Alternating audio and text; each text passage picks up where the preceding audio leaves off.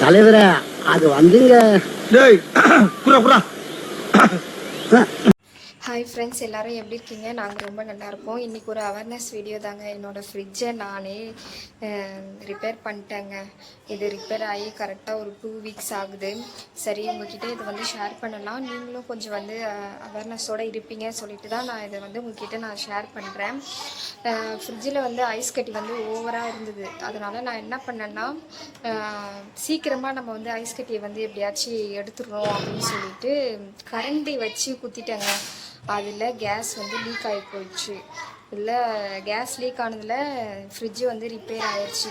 So நான் என்ன சொல்ல வரேன்னா, ஐஸ் கட்டி அதிகமாக இருந்ததுன்னா அதை ஆஃப் பண்ணிவிட்டு ப்ரெஸ் பண்ணி விடுங்க. ஒரு 2 மணி நேரம் ஆனால் கூட பரவாயில்ல. கொஞ்சம் பொறுமையாக இருந்து அதுக்கப்புறம் அந்த ஐஸ் கட்டியெல்லாம் ரிமூவ் பண்ணிக்கோங்க.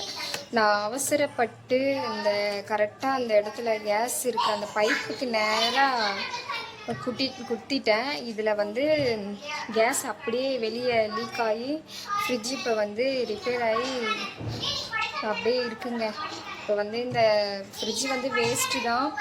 இது வந்து ரொம்ப வருஷமாக வர இருக்கிற ஃப்ரிட்ஜுங்க. சரி, அவ்வளோதான். இதுக்கப்புறம் இதை ஒன்றும் பண்ண முடியாது அப்படின்ற கண்டிஷனில் இப்போ இருக்குது. தயவு செஞ்சு நீங்கள் ஃப்ரிட்ஜு வந்து ஐஸ் கட்டி அதிகமாக இருக்கும்போது கொஞ்சம் பொறுமையாக ஹேண்டில் பண்ணுங்கள். பரவாயில்ல, ஆஃப் பண்ணாலும் பரவாயில்ல, ஒரு 2 மணி நேரம் ஆனாலும் பரவாயில்ல. நம்ம வந்து பொறுமையாகவே வந்து அந்த ஐஸ் கட்டியெல்லாம் எடுத்துக்கலாம் அப்படிங்கிறத வந்து கொஞ்சம் நினைவில் வச்சுக்கோங்க. ஸோ கத்தியோ கரண்டியோ எந்த ஒரு ஷார்ப்பான ஐட்டம் வச்சு அந்த பைப் லைனில் குத்தி எடுக்க வந்து ட்ரை பண்ணாதீங்க. அது நமக்கே தெரியாமல் ஐஸ் கட்டி தான் குத்துவோன்னு நினச்சி அந்த பைப் லைனை குத்திட்டோம்னா கேஸ் பயங்கரமாக வெளியே வரைக்கும் லீக் ஆகுதுங்க. நல்ல வேலை, குத்துன பயந்து தெரிச்சு ஓடிட்டோம் எல்லாரும். ஸோ இந்த மாதிரியான தவறு நடக்காமல் பார்த்துக்கோங்க. ரொம்பவும் சேஃபாக இருங்க.